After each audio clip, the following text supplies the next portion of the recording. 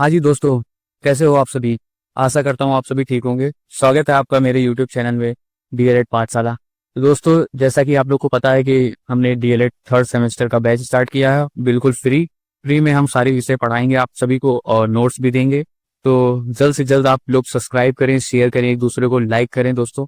और नोट्स के लिए आप टेलीग्राम चैनल ज्वाइन करें। तो दोस्तों, हम लोग सब्जेक्ट पढ़ रहे थे, हमारी शैक्षिक मूल्यांकन की क्लास चल रही है और साथ ही साथ कंप्यूटर की भी क्लास चल रही है। और मैं शाम को फिर से लाने वाला हूँ कंप्यूटर की क्लास। तो शैक्षिक मूल्यांकन की क्लास सेकंड हो गई थी, हम आज लेकर के आए थर्ड क्लास। आइए सर देखते हैं दोस्तों, आज हमें क्या क्या पढ़ना है और हमने क्या क्या पहले पढ़ा था कल की क्लास में। तो दोस्तों, हम एक क्विक रिवाइज कर लेते हैं कि हमने क्या क्या कल पढ़ा है। एक सेकेंड। हाँ जी, तो शॉर्ट नोट्स क्या थे। शैक्षिक मूल्यांकन शिक्षा के जरूरी हिस्सा होता है। शैक्षिक मूल्यांकन क्या होता है, शिक्षा का बहुत जरूरी अंग होता है, बहुत जरूरी हिस्सा होता है। दूसरा हमने पढ़ा था कि यह बच्चे के ज्ञान, भावना और व्यवहार को जांचता है। मतलब बेसिक पर्सनालिटी, सारी पर्सनालिटीज को, बच्चे के व्यक्तित्व को, भावनाओं को, उसके ज्ञान को, व्यवहार को, सारी चीजों को जांचता है, उसको मापता है। तीसरा हमने पढ़ा था कि ड्यूइंग ने इस त्रिमुखी और पटेल ने इसे चौमुखी, चतुर्मुखी बताया था, प्रक्रिया बताया था। इसमें हमने पढ़ा था ना ये हाँ, पटेल के अनुसार चार पार्ट्स, चार फेज होते हैं। एक होता है विषय वस्तु, दूसरा होता है शिक्षण उद्देश्य, तीसरा होता है अधिगम क्रियाएं, चौथा होता है मूल्यांकन पद्धति। और हाँ, ड्यूडी के अनुसार क्या था, शिक्षण उद्देश्य था, एजुकेशनल ऑब्जेक्टिव कहते हैं, अधिगम अनुभव था और मूल्यांकन के उपकरण थी, टूल्स। समझ में आया दोस्तों। अब हम लोग आगे बढ़ते हैं। और क्या हमने पढ़ा था, मूल्यांकन से पढ़ाई में सुधार, बच्चों की समझ और स्कूलों की गुणवत्ता बढ़ती है। मूल्यांकन से पढ़ाई में सुधार होता है, बच्चों की समझ बढ़ती है और स्कूलों की गुणवत्ता बढ़ती है। पांचवा हमने पढ़ा था, यह एक निरंतर प्रक्रिया है और शिक्षा को भी गुणवत्ता तय करता है। तो यह एक निरंतर प्रक्रिया है, यह हमेशा चलने वाली प्रक्रिया है जीवन भर, और शिक्षा की गुणवत्ता को ये तय करता है और बनाए रखता है उसको। अब हम लोग पढ़ते हैं आज लेक्चर थर्ड। तो आगे क्या टॉपिक है, मूल्यांकन की आवश्यकताएं क्या होती हैं, महत्व क्या होते हैं। Needs and importance of evaluation क्या है। तो मूल्यांकन, इवेल्युएशन जो है और मापन, मेजरमेंट, शिक्षा की रीढ़ की हड्डी, बैकबोन होती है। शिक्षा की जो रीढ़ की हड्डी होती है वो मूल्यांकन और मापन होती है दोस्तों। जैसे हैं, यह शिक्षा की पूरी प्रक्रिया को समझने, सुधारने और आगे बढ़ने में मदद करती है। इसी से मूल्यांकन से और मापन के जरिए शिक्षा में सुधार आता है, शिक्षा में समझने की प्रक्रिया डेवलप होती है और कैसे आगे बढ़ा जाता है वो सारी चीजें डिसाइड होती है मूल्यांकन और मापन से। तो दोस्तों, मूल्यांकन और मापन शिक्षा की रीढ़ की हड्डी जैसे है। यह शिक्षा की पूरी प्रक्रिया को समझने, सुधारने और आगे बढ़ाने में मदद करता है। आइए दोस्तों, अब हम लोग आगे चलते हैं। मूल्यांकन और मापन के फायदे क्या होते हैं। मूल्यांकन और मापन के फायदे, मतलब इंपॉर्टेंस ऑफ मूल्यांकन और मापन। तो क्या क्या फायदे होते हैं, यह पता चलता है कि बच्चे ने क्या और कितना सीखना है, बच्चों को क्या सीखना है और कितना सीखना है, इस बारे में पता चलता है शिक्षक को कि बच्चा की नॉलेज क्या है, इंटरेस्ट क्या है उसको, और वो कितना और चीज जानना चाहता है। दूसरा पॉइंट है, इससे बच्चों की कमजोरियां, वीकनेस पकड़ में आती है। बच्चों की क्या कमजोरी है वो पकड़ में आ जाती है इससे अध्यापकों को, और फिर अध्यापक, टीचर उन पर ध्यान देकर सुधार कर सकते हैं। फिर अध्यापक को उसकी बच्चे की कमजोरियां पता चल जाती है दोस्तों, और फिर उस कमजोरी को पता लगा करके अध्यापक उस पर ध्यान दे करके उसको सुधार कर सकता है, उसकी कमजोरियों को मिटा सकता है उसकी। आगे हम लोग पढ़ते हैं, शिक्षक को अपनी शिक्षण विधियां, टीचिंग मेथड को सुधारने का मौका मिलता है। शिक्षक फिर अपने आप को सोचता है कि मैं क्या क्या चीज और कर सकता हूँ, कौन सी अन्य विधि मैं उपयोग कर सकता हूँ जिससे बच्चा जो है, जो किसी विषय में, किसी चीज में वो कमजोर है या कोई भी चीज उसकी कमजोरी है, उसको अच्छे से उसमें सुधार है, उसको समझ है वो चीजें। तो वो अपने आप को, अपनी टीचिंग मेथड को, अपनी शिक्षण विधियों को सुधारने का मौका मिलता है उससे। बच्चे खुद अपनी गलतियों को पहचान कर सुधार कर सकते हैं, और बच्चों को जब पता चलेगा कि हाँ, मुझसे ये गलती हो रही है, मुझसे हिंदी नहीं बोला जा रहा है, मुझसे इंग्लिश नहीं लिखा जा रहा है, मुझसे ये टॉपिक नहीं आता, तो वो अपनी गलतियों को पहचान करके वो अपनी सुधार करते हैं, अपने आप को डेवलप करते हैं और अच्छे से। बच्चों की रुचि, इंटरेस्ट जो होता है, बुद्धि, इंटेलिजेंस, योग्यता, एबिलिटीज और व्यक्तित्व, पर्सनालिटी को समझकर उनकी जरूरत के अनुसार पढ़ाई की जाती है। बच्चों के टीचर के, अध्यापक क्या होता है, इन सब मूल्यांकन और मापन से उसकी इंटरेस्ट, बच्चे की रुचि क्या है, बच्चे की बुद्धि क्या है, बच्चों की योग्यता क्या है और उसकी व्यक्तित्व कैसी, पर्सनालिटी है उसकी, व्यक्तित्व कैसी है, ये सारी चीजें समझ करके ही वो डिसाइड करता है कि बच्चे को किस तरीके से पढ़ाना है, उसको किस तरीके से पढ़ाई करानी है। समझ में आया दोस्तों मूल्यांकन और मापन के फायदे। आगे चले हम लोग। आगे चलते हैं हम लोग। मूल्यांकन की प्रशासनिक अवस्था क्या होती है, मतलब एडमिनिस्ट्रेटिव नीड्स ऑफ इवेल्युएशन, मूल्यांकन की प्रशासनिक अवस्था। तो दोस्तों देखिए, मूल्यांकन से सरकार और संस्थाएं सही समय पर बच्चों की योग्यता और क्षमता का मूल्यांकन कर पाती है। मूल्यांकन से क्या होता है, मूल्यांकन से सरकार जो होती है और संस्थाएं होती है, जितनी ऑर्गेनाइजेशन वगैरह होते हैं, इंस्टीट्यूट होते हैं, सही समय पर बच्चों की योग्यता को पहचानते हैं और क्षमता, उनकी क्या क्षमता उसका मूल्यांकन कर पाते हैं। उदाहरण, कक्षा में बच्चों का सही वर्गीकरण, क्लासिफिकेशन हो पाता है।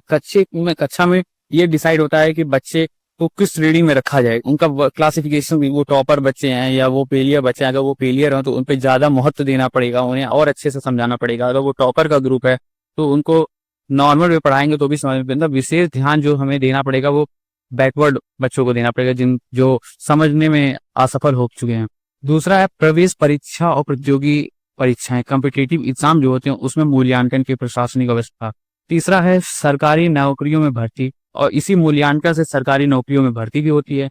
सैनिकों की भर्ती में मूल्यांकन, सैनिकों की भर्ती में भी मूल्यांकन होता है। बच्चों का सही मार्गदर्शन, गाइडेंस देना।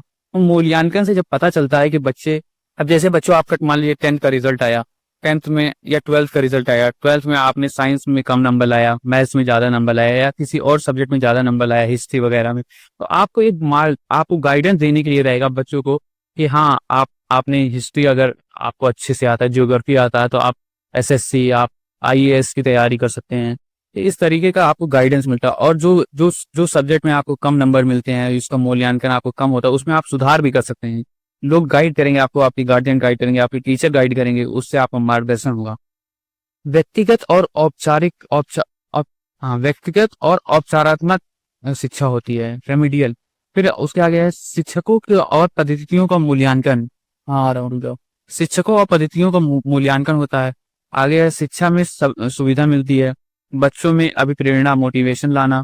तो ये सारी चीजें आवश्यकताएं हैं मूल्यांकन की प्रशासनिक आवश्यकताएं।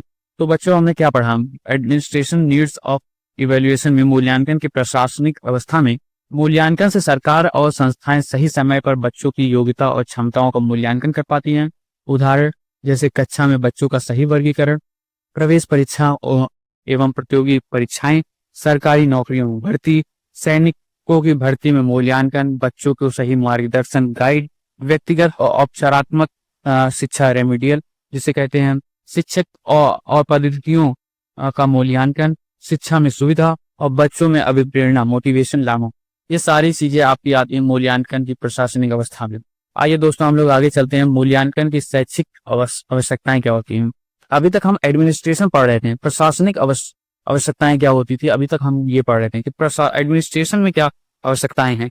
अब हम पढ़ेंगे शैक्षिक आवश्यकताएं क्या है, मतलब टीचिंग में उसका क्या, एजुकेशन में उसका क्या आवश्यकता है। Education needs of evaluation topic है। इसमें बच्चों के लिए क्या शैक्षिक आवश्यकताएं होती हैं। बच्चे जो होते हैं अपनी कमियों और अच्छाइयों का पता चलता है, बच्चों को अपनी कमियों का पता चलता है और उनकी अच्छाइयों का पता चलता है कि हम किस चीज में अच्छे हैं, क्या चीज हमारे में कमी है। प्रतिस्पर्धा, कंपटीशन की भावनाएं आती हैं। जब मूल्यांकन होता है तो दूसरे भी बच्चों को मूल्यांकन होता है और खुद का भी मूल्यांकन होता है।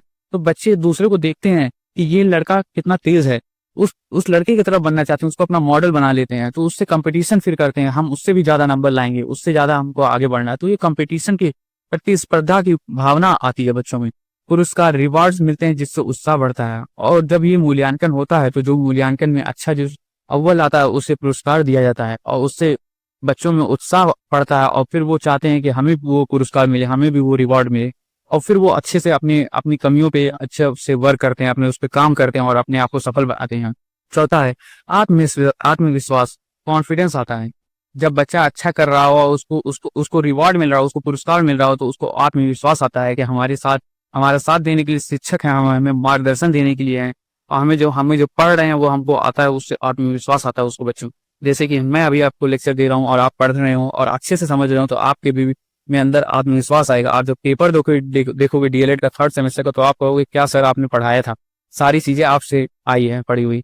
फिर हम लोग आते हैं 5th पॉइंट, अपनी प्रगति, प्रोग्रेस का पता चल सकता है। तो बच्चों को अपनी प्रगति, अपनी प्रोग्रेस पे पता चलता है कि अभी तक मैं कितना ध्यान दे रहा था अपनी कमियों पे और कितना हमारा प्रोग्रेस है। अब मुझे कितना और ध्यान देना पड़ेगा अपनी कमियों पे, जिससे हम और अच्छा नंबर ला सकते हैं और अच्छा सफल हो सकते हैं अपने जीवन में। तो ये सारी चीजें बच्चों के लिए आवश्यकताएं थी। अभी आएगा, अब आइए हम लोग देखते हैं शिक्षक के लिए क्या होता है, अध्यापक के लिए। अध्यापक के लिए क्या आवश्यकताएं होती हैं? अपनी शिक्षण योजना और विधियों का मूल्यांकन कर पाते हैं।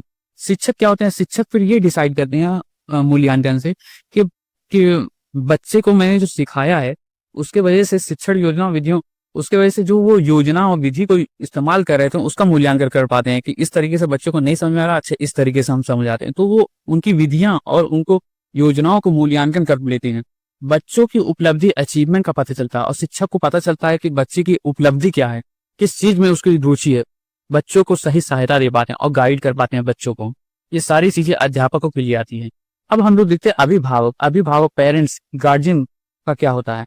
अपने बच्चों की वास्तविक स्थिति जान पाते हैं, अपने बच्चों की स्थिति जान पाते हैं कि अभी हमारा बच्चा क्या कर रहा है, कैसे कर रहा है, उसको कोई दिक्कत तो नहीं आ रही है, वो अपनी जिंदगी में किस मोड़ पे खड़ा हुआ है, ये सारी चीजें उसको पता चलती हैं। बच्चों की रुचि, योग्यता और गुण को पहचान पाते हैं। अभिभावक जो होते हैं, पेरेंट्स जो होते हैं, वो अपने बच्चों की रुचि, योग्यता और गुणों को पहचान पाते हैं कि हमारा बच्चा कैसा है। तीसरा, कमियां सुधारने में मदद करते हैं और जो जो कमियां बच्चों को, अभिभावकों को दिखती है बच्चों में, उन कमियों को वो कोशिश करते हैं कि किस तरीके से सुधारा जाए। और अभिभावक और अध्यापक दोनों मिल करके बच्चों की कमियों को सुधारने में मदद करते हैं। समझ में आया दोस्तों? ये था मूल्यांकन की शैक्षिक आवश्यकताएं क्या होती हैं।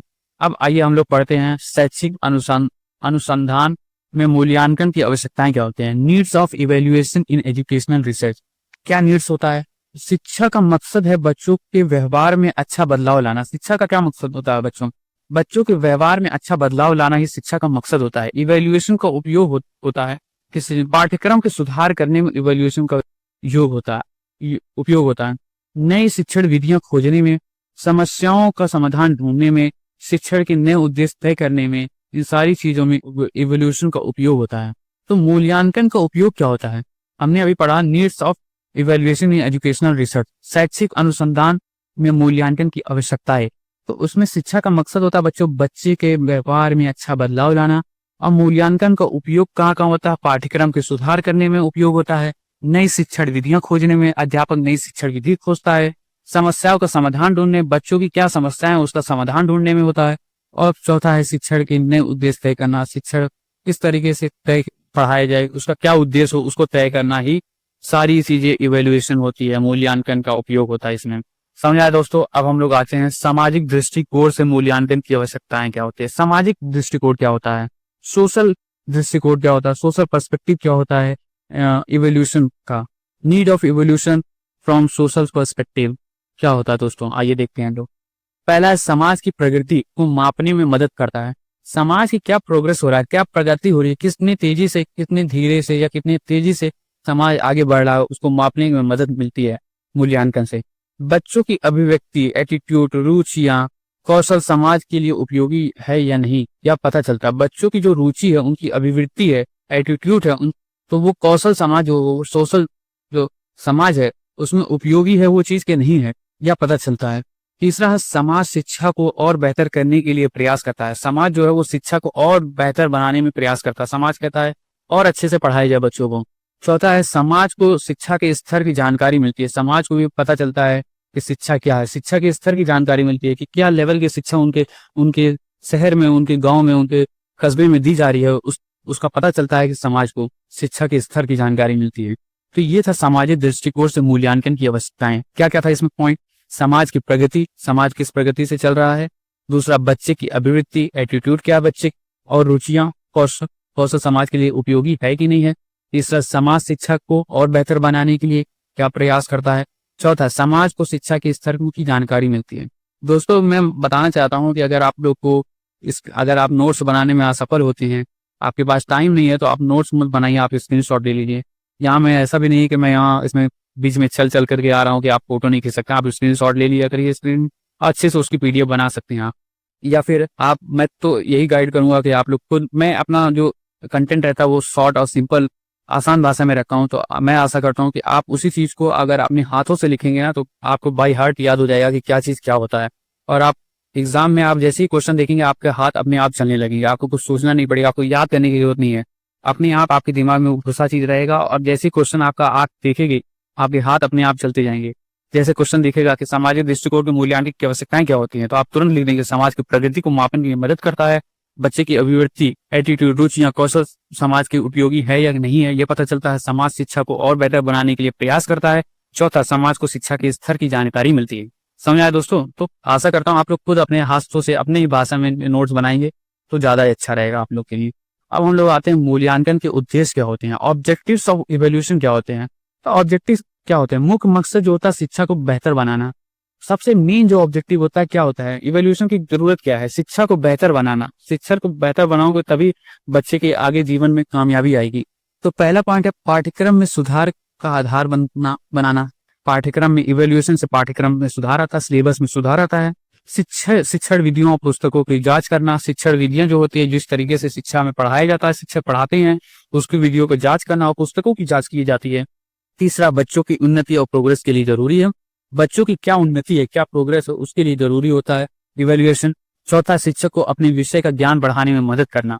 शिक्षक को अपने विषय का ज्ञान बढ़ाने में मदद करना ही इवैल्यूएशन का ऑब्जेक्टिव होता है। तो सबसे मेन जो ऑब्जेक्टिव होता है आप लिखेंगे, शिक्षा को बेहतर बनाना ही मुख्य मकसद होता है।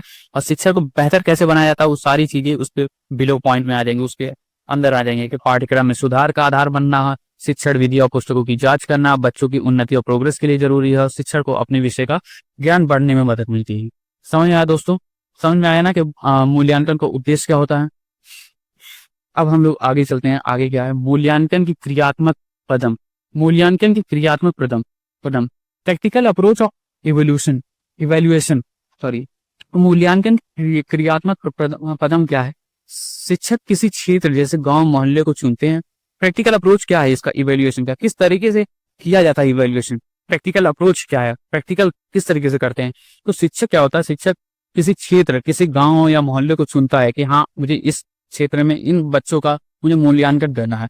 फिर बच्चों को समूह में बांट दिया जाता है, बच्चों को ग्रुप में बांट दिया जाता है, ए ग्रुप, बी ग्रुप, कई सारे ग्रुपों में बांट दिया जाता है। फिर शिक्षक उन्हें बताते हैं कि जानकारी कैसे इकट्ठा करनी है। फिर शिक्षक उन्हें बताते हैं तो उनको जानकारी कैसे इकट्ठा करनी है एक दूसरे को। फिर उसके बाद बच्चे जानकारी इकट्ठा करके कक्षा में प्रस्तुत करते हैं और बच्चे जो होते हैं वो सारी जानकारियों को इकट्ठा करते हैं और कक्षा में प्रस्तुत करते हैं, कक्षा में बताते हैं। फिर एक सर्वेक्षण रिपोर्ट बनाई जाती है जिसमें तालिका, चित्र, नक्शा, फोटो आदि होते हैं। फिर एक सर्वेक्षण रिपोर्ट, फाइनल रिपोर्ट बनाई जाती है सर्वे वाली, जिसमें तालिका, चित्र, नक्शा, फोटो आदि होते हैं। और शिक्षक पूरी प्रक्रिया में सहयोग करते हैं। शिक्षक जो होते हैं वो हेल्प करते हैं बच्चों की इन सब चीजों में बनाने के लिए, इनकी जानकारियों को इकट्ठा करने के लिए।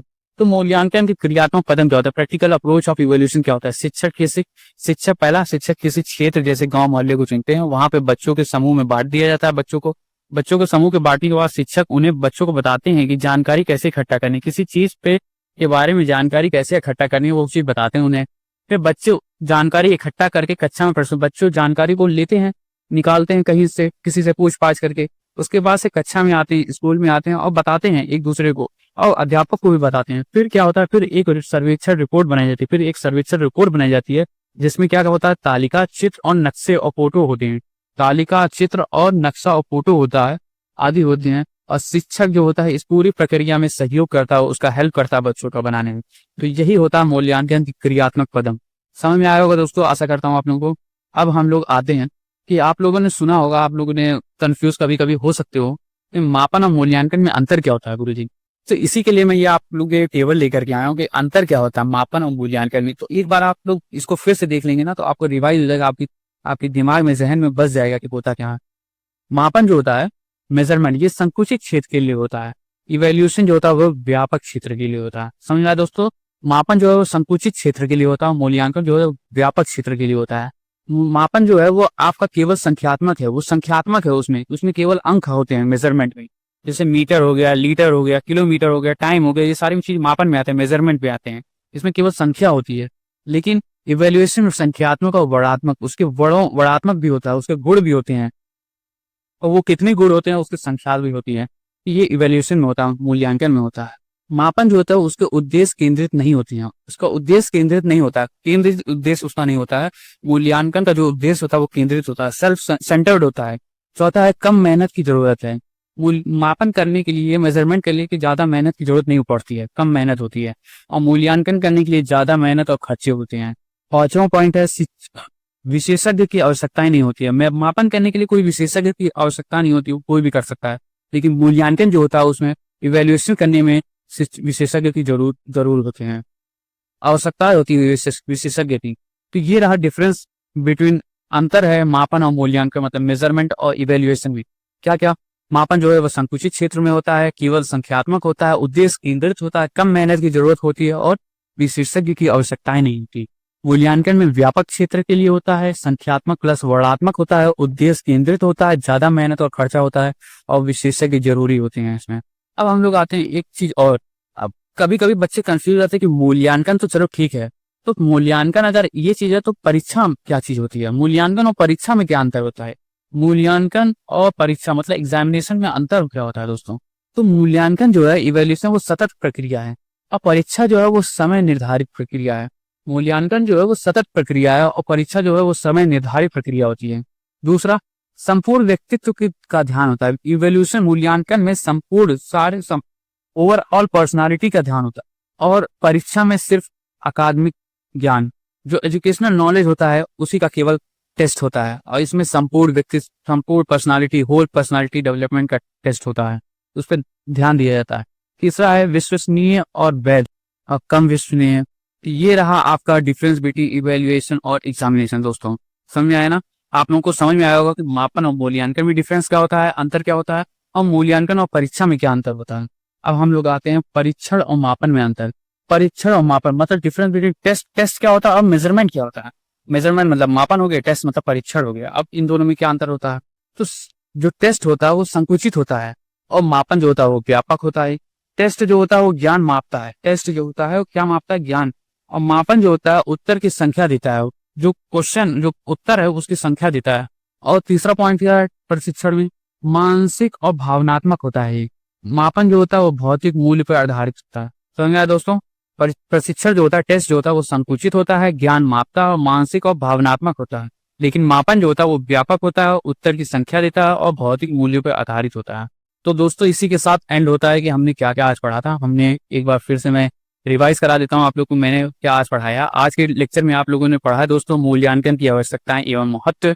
फिर हमने पढ़ा मूल्यांकन और मापन के फायदे क्या होते हैं। फिर हमने पढ़ा मूल्यांकन की प्रशासनिक अवस्थाएं क्या होती हैं। फिर हमने शैक्षिक अवस्थाएं क्या होती हैं वो पढ़ा। बच्चों के लिए क्या नीड्स होता है, क्या शैक्षिक आवश्यकताएं होती हैं, अध्यापक के लिए क्या आवश्यकताएं होती हैं और अभिभावक के लिए क्या आवश्यकताएं होती हैं। फिर हमने पढ़ा शैक्षिक अनुसंधान में मूल्यांकन की आवश्यकताएं क्या होती हैं। फिर हमने पढ़ा सामाजिक दृष्टिकोण से मूल्यांकन की आवश्यकताएं क्या होती हैं। उसके बाद हमने पढ़ा मूल्यांकन के उद्देश्य क्या होते हैं दोस्तों। हाँ, फिर हमने पढ़ा मूल्यांकन के का क्रियात्मक पदम क्या होता है, प्रैक्टिकल अप्रोच ऑफ इवोल्यूशन। और उसके बाद से हमने अंतर, तीन चीजों के बीच में 3 से 4 चीजों के बीच में अंतर हमने डिस्कस किया कि मापन और मूल्यांकन में क्या अंतर होता है, मूल्यांकन और परीक्षा में क्या अंतर होता है और प्रशिक्षण और मापन में क्या अंतर होता है। तो इसी के साथ ये लेक्चर एंड होता है। अब हम लोग एक बार डिस्कस कर लेते हैं, रिवाइज कर लेते हैं कि हमने क्या पढ़ा था। मूल्यांकन जो है वो शिक्षा की गुणवत्ता सुधारता है। मूल्यांकन क्या कहता है, शिक्षा की गुणवत्ता को सुधारता है। शिक्षक और विद्यार्थी दोनों के लिए जरूरी होता है मूल्यांकन। मापन सिर्फ आंकड़ा देता है, मूल्यांकन उनके विशेष मापन सिर्फ आंकड़ा देता है, मूल्यांकन उसकी विशेष विश्लेषण करता है। हाँ, मूल्यांकन उसका विश्लेषण करता है, मापन जो होता है वो सिर्फ आंकड़ा देता है। मूल्यांकन बच्चों को संपूर्ण समझ को दिखाता है। परीक्षा से ज्ञान मापते हैं और मापन से संख्या बताते हैं। क्या क्या हमने पढ़ा, मूल्यांकन जो है वो शिक्षा का गुणवत्ता सुधारता है, शिक्षक और विद्यार्थी दोनों के लिए जरूरी होता है। मापन सिर्फ आंकड़ा देता है, मूल्यांकन उसका विश्लेषण करता है। मूल्यांकन बच्चों की संपूर्ण समझ को दिखाता है और प्रशिक्षण में क्या होता है, वो उसमें हम लोग ज्ञान मापते हैं और मापन में संख्या बताई जाती है। तो ये रहा हम लोग का आज का लेक्चर। दोस्तों आशा करते हैं आप लोग को ये लेक्चर अच्छा लगा होगा। शैक्षिक ये लेक्चर था डीएलएड 3rd सेमेस्टर बीटीसी के शैक्षिक मूल्यांकन क्लास 3। और ये सारी जो क्वेश्चन हम करवाते हैं वो सारी चीज परीक्षा में आने वाले प्रश्न होते हैं, इंपॉर्टेंट क्वेश्चन होते हैं, कोई भी चीज उसको स्किप नहीं करना चाहिए दोस्तों। और आशा करता हूँ आपको आज की क्लास अच्छी लगी होगी। लाइक करें, शेयर करें, सब्सक्राइब करें दोस्तों, और कंप्यूटर वाली क्लासेस में जरूर आना। मिलते हैं दोस्तों नेक्स्ट वीडियो में। Thank you so much, bye bye everyone.